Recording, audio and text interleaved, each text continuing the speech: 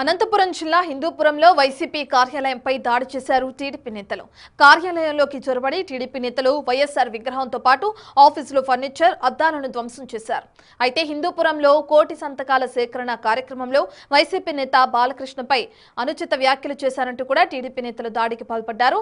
అయితే దాడిని ఖండిస్తూ వైసీపీ నేతలు నిరసనకు దిగారు. నియోజకవర్గంలో పెద్ద ఎత్తున ర్యాలీ చేస్తూ దాడిని ఆందోళన చేపట్టారు.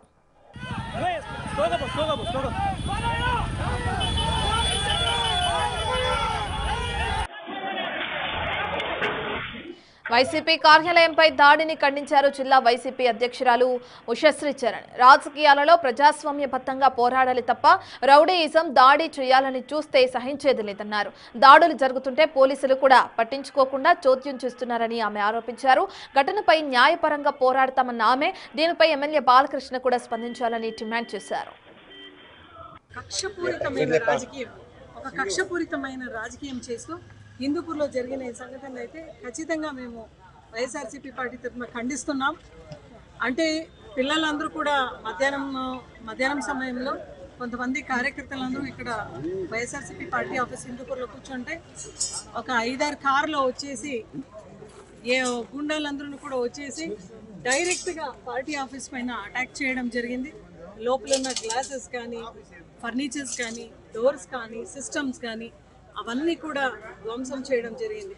అక్కడున్న కార్యకర్తలు ఎందుకంటే ఇవన్నీ చేస్తున్నారు అని అడిగితే మన బీసీ యువత లోకేష్ పైన కూడా దాడి చేసి ఇక్కడ ఉన్న పోలీస్ వాళ్ళందరూ కూడా ఏమీ రెస్పాన్స్ లేకుండా ఊరికే వచ్చి చూడడం కూడా నిజంగా చాలా బాధాకరంగా ఉంది. ఎప్పుడు కూడా జగన్మోహన్ రెడ్డి గారు ముఖ్యమంత్రిగా ఉన్నప్పుడు ఏ నియోజకవర్గంలో కూడా ఎక్కడ కూడా ఇలాంటి సంఘటనలు మనం చూడలేదు. ఎందుకంటే ఆ రోజు లా అండ్ ఆర్డర్ చాలా స్ట్రిక్ట్గా ఉండేది. ఈ రోజు నిజంగా డెమోక్రసీ ఉందో లేదా, గవర్నమెంట్ ఉందో లేదా, ఈ ఒక నియోజకవర్గం అయితే బాలకృష్ణ గారు ఇక్కడ రిప్రజెంట్ చేస్తున్నారు. వాళ్ళు కూడా దీనిపైన ఖచ్చితంగా స్పందించాలి. ఎందుకంటే ఈరోజు ఆపోజిషన్ పార్టీగా మనము ప్రధాన ఆపోజిషన్ పార్టీగా మేము ఉన్నాం. ఇటువంటి పెద్ద ఆఫీస్ పైన, వైఎస్ఆర్సీపీ ఆఫీస్ పైన ఇటువంటి దాడి జరిగింది అంటే ఖచ్చితంగా స్పందించాలి.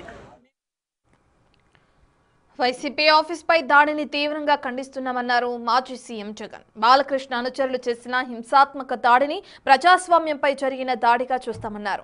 రాజకీయ పార్టీలకు చెందిన కార్యాలయాలను ధ్వంసం చేయడమే కాకుండా కార్యకర్తలపై దాడి చేయడం హేయమైన చర్య అన్నారు జగన్.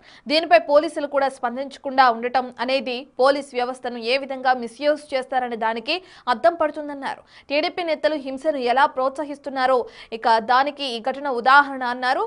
ప్రజాస్వామ్య హక్కులను కాపాడలేని ప్రభుత్వానికి పాలన గురించి మాట్లాడే నైతిక హక్కు లేదంటూ విమర్శలకు పెంచారు.